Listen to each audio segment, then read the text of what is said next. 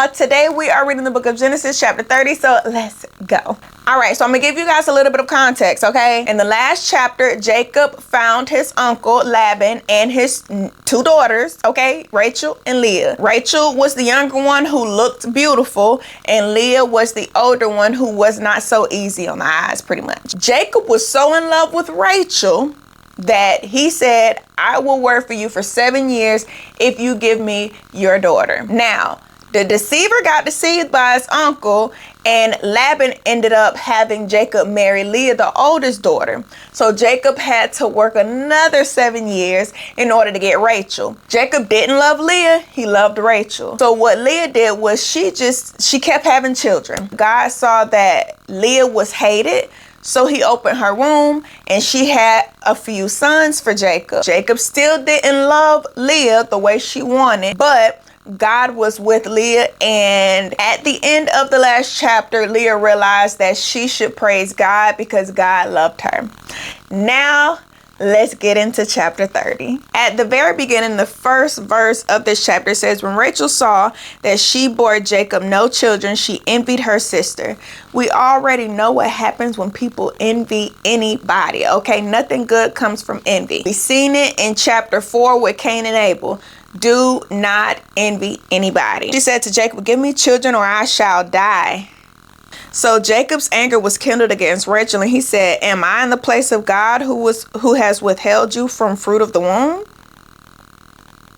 Jacob kind of was on point with that one, because why are you yelling at me? Then she said, here is my servant, go into her so that she may give birth on my behalf. Like I said, envy brings nothing but sin. So we have another replay of what happened when Sarah decided to give her servant to Abraham. So Rachel gives her servant to him, and she gives birth and conceives a son. And then Rachel said, God has judged me and has also heard my voice and given me a son. Therefore she called his name Dan. The servant conceived again. Jacob has no problem having sex with anybody.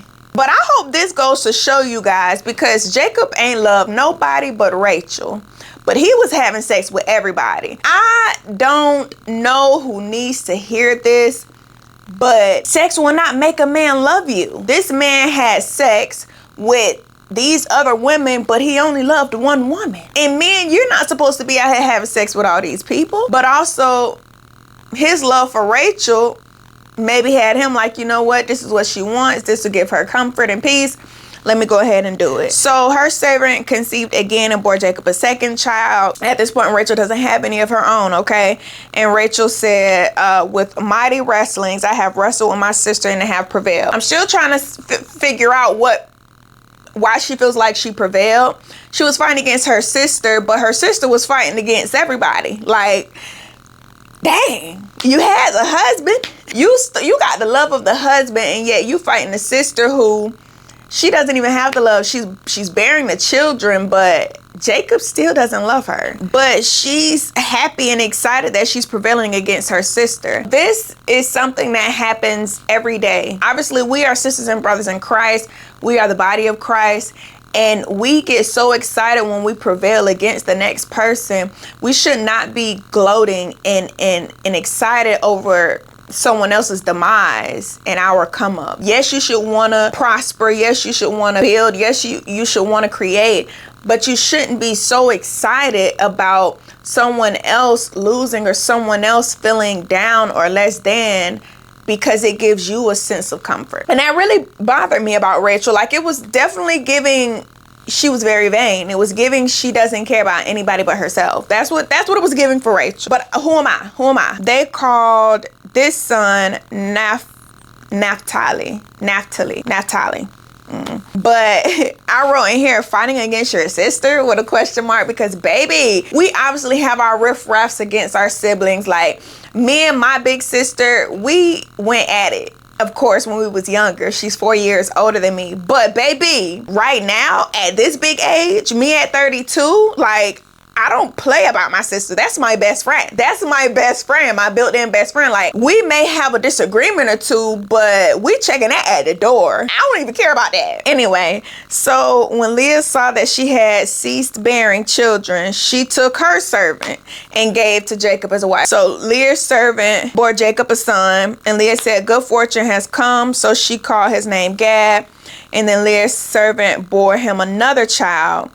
And Leah said, happy am I, for women have called me happy. So she named him Asher. If you guys remember from the last chapter, Leah found comfort in God when she recognized by the fourth child that Jacob would not love her the way that he loves Rachel. And she recognized that God was with her even if Jacob was half-stepping. But at some point, this competition with her sister caused her to become discontent with her relationship with God, and it caused her to go back into this mindset that she was in, where what she had was not good enough. So now she's bringing her servant in to have 2 children.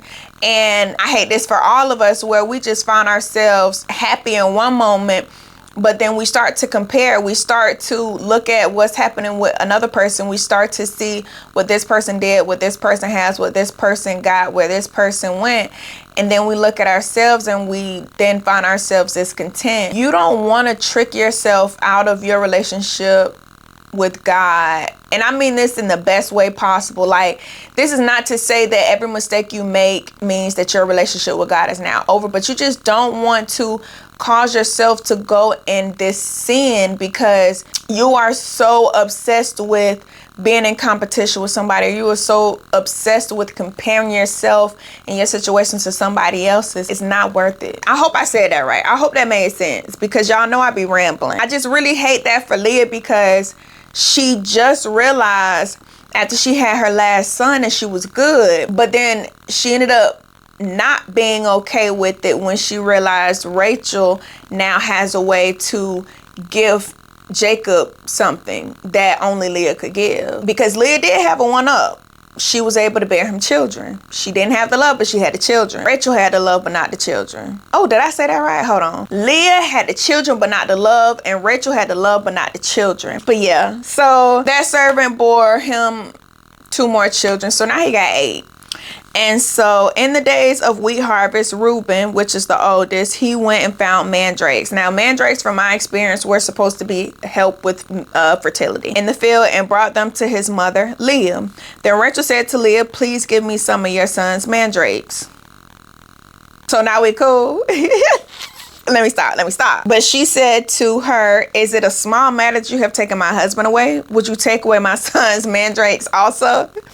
Like, Leah probably like, goodness gracious, you want it all. You've really taken away everything from me. And now you want to take away the mandrakes from my son? Jesus. Leah, I know, was fed up, but she said to her, and then Rachel said, then he may lie with you tonight in exchange for your son's mandrakes. I am baffled still by the fact that they are just using Jacob as this thing. All right, well, if you give me the mandrakes, you can sleep with Jacob tonight. So when Jacob came from the field in the evening, Leah went out to meet him and said, you must come into me, for I have hired you with my son's mandrakes. So he lay with her that night, and God listened to Leah. God always listens. And she conceived and bore Jacob a 5th son. Like I said in the last video, we will never fully understand the sovereignty of God when he's opening and closing wombs, but that is out of our jurisdiction.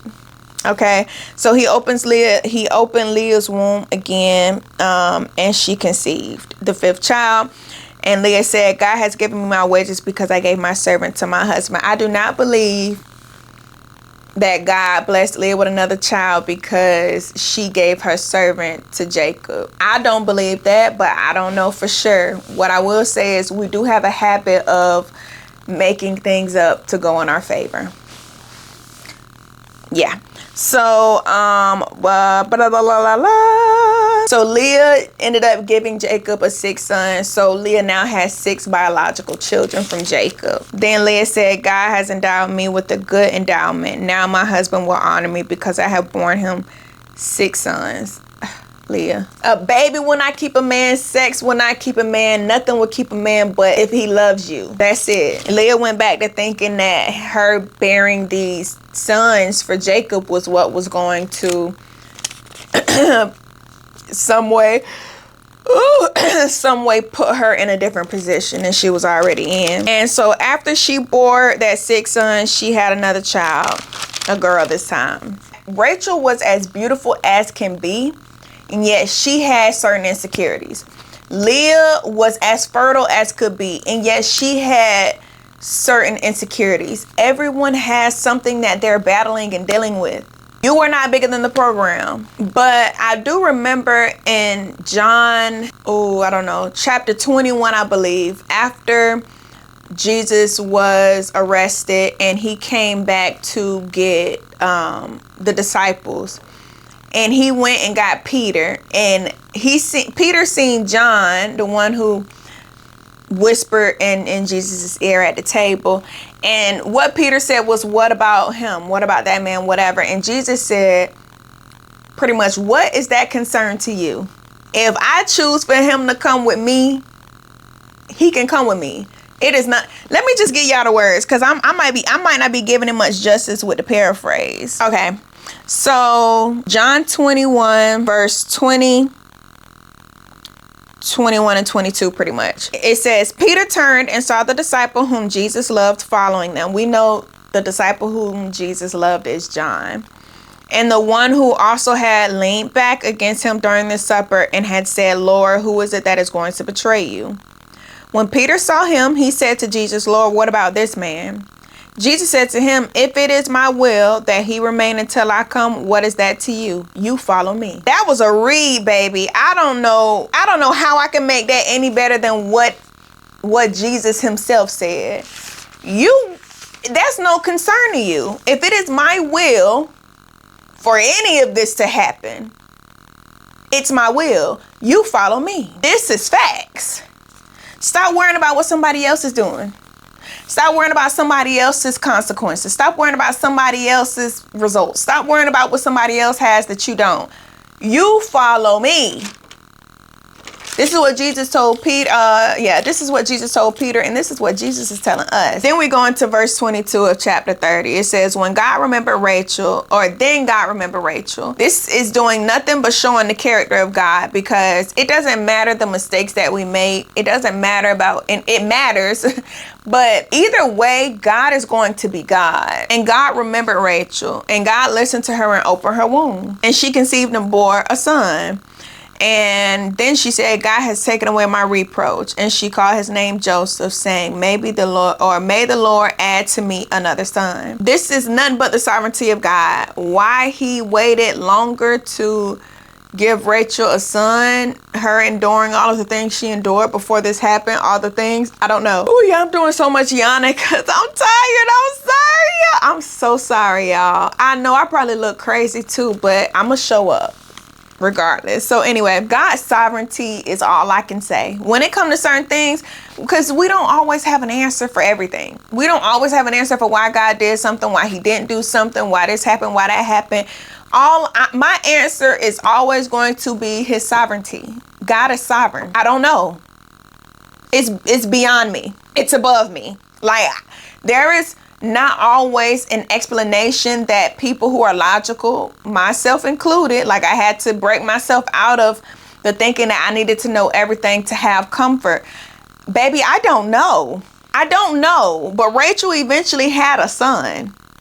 She eventually had 2. Despite the ungodly competition that was had between these 2 sisters with children, like at this point, they weren't having children out of love. They were having it for the love and to win, as a trophy. Okay. So then we get into, now that Rachel has given Jacob a son, it says, as soon as Rachel, oh Jesus.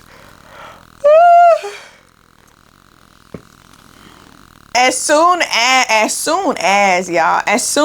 Rachel had born Joseph, Jacob said to Laban, his uncle, send me away, that I may go to my own home and country. Jacob said, out of all these children I done had, I got the one child that I wanted from the woman that I love. Send me home. So give me my wives and my children for whom I have served you, that I may go. For you know the service that I have given you. So Jacob is now saying, I've worked for you. We've done all the things. I've stayed with you longer than I was supposed to. But you've seen the work I've done. You've seen how I served you.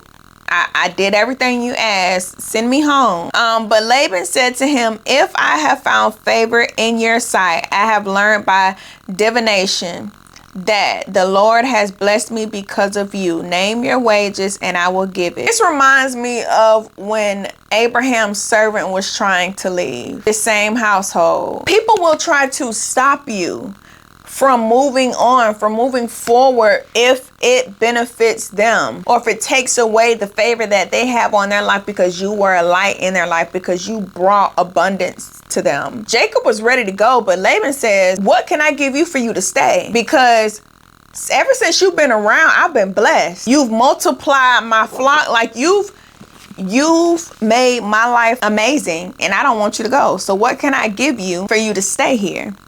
So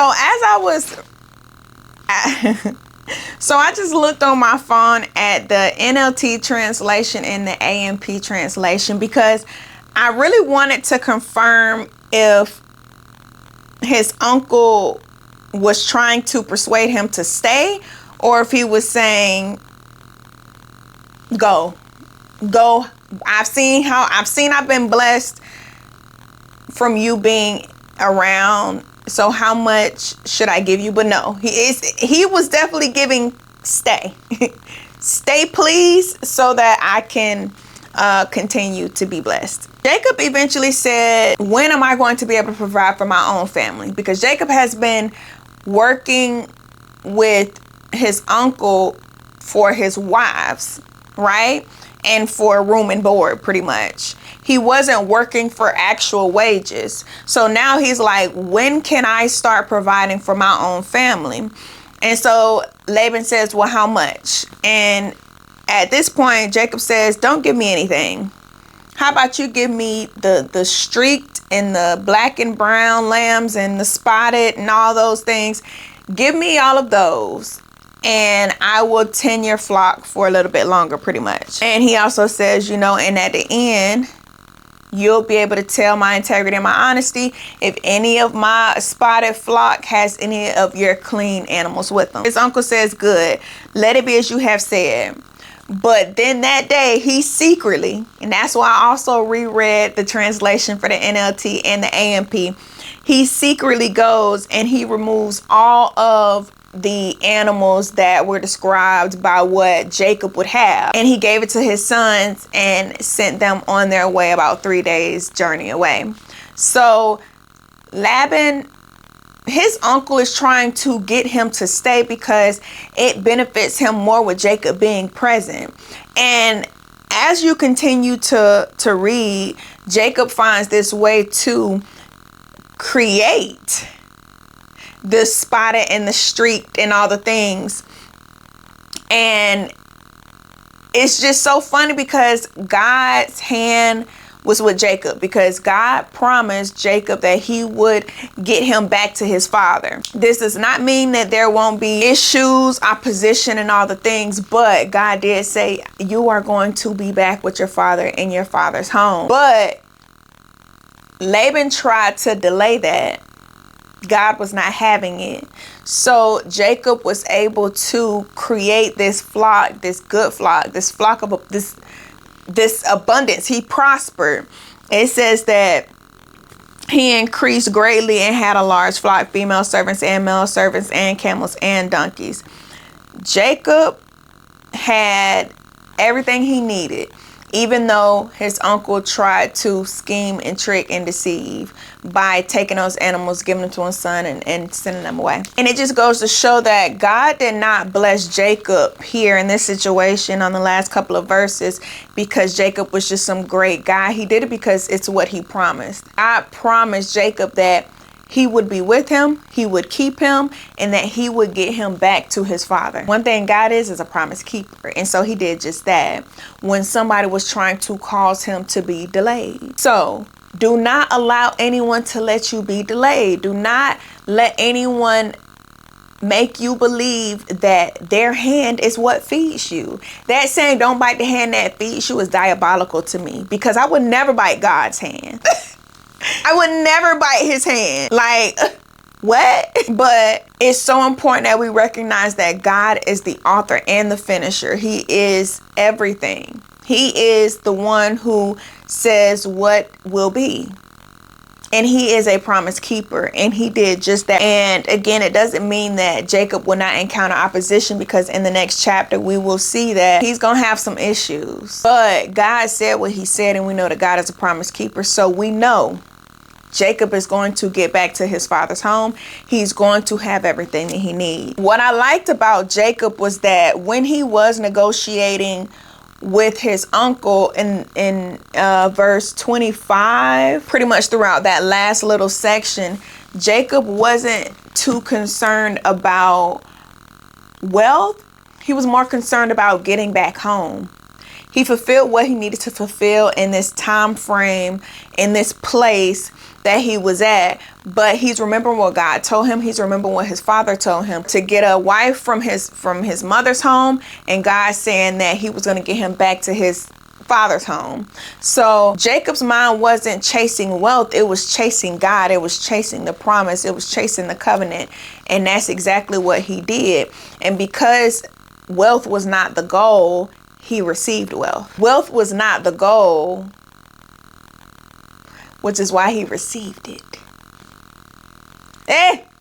Yes, sir. But it also showed me that a lot of times when we're at work, we're working for people, and we find ourselves annoyed because we're working for someone. But Jacob worked for his uncle, and he came out just fine. He came out wealthy.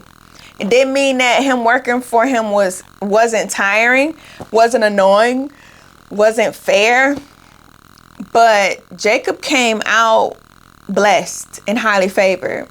So when you're at work, annoyed with your coworker, annoyed with your boss, understand that you can become wealthy working for someone as well. And I know that that's not the end goal, because it wasn't the end goal for Jacob. But in the process, in the becoming, sometimes you have to work for someone. Everybody wants to be an entrepreneur. Everybody wants to go out on their own, but have no idea, first of all, what it means to have a work ethic, what it means to respond to leadership and authority, what it means to get your hands dirty, what it means to serve. You need to know those things so that you can be a good leader.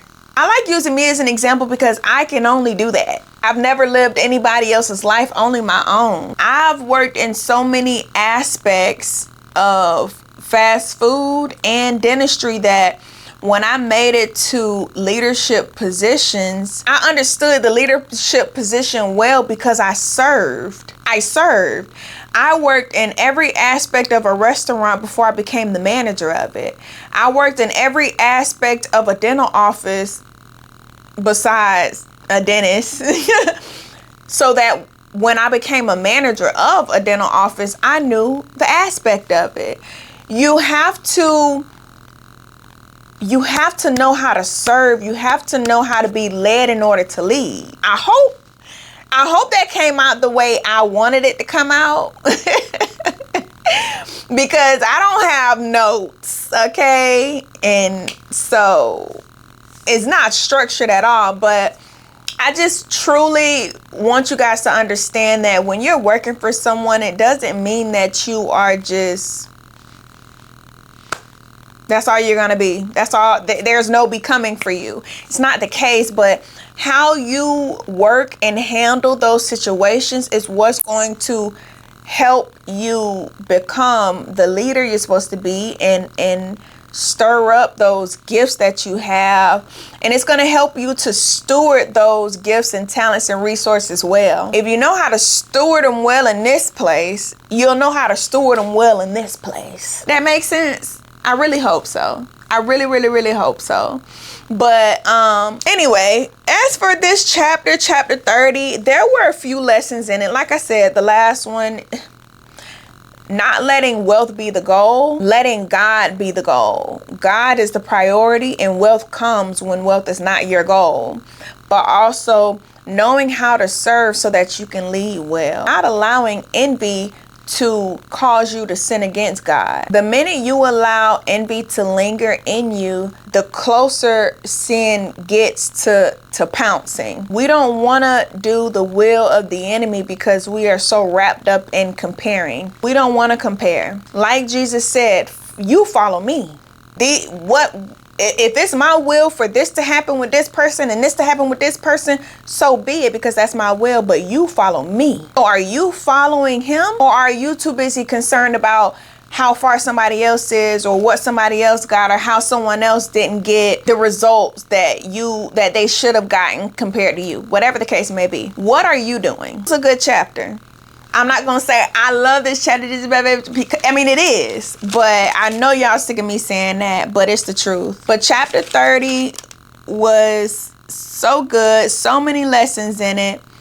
And now I just want to know what y'all think about it. Let's talk about it. Leave it in the comments. What did you learn from chapter 30? How do you feel about this sibling rivalry that's going on between Rachel and Leah, and the including of these servants that they done brought up in here? And let's not forget the lesson that we don't want nobody delaying our progress of becoming or getting back to God, like Laban tried to do with Jacob. We're not allowing that. God is a promise keeper, and he said he was going to get him back, and so he did. But anyway, that is it for the book of Genesis chapter 30. Thank you guys so much for tuning in. If you received anything from this video, if it blessed you in any way, please share, leave a comment, like, subscribe, so that you can be a part of a safe space for faith. And I am so sorry that I look so tired and I've been yawning this whole video, y'all. I'm so sorry. But until next time, I will see you guys for the book of Genesis chapter 31. Mwah.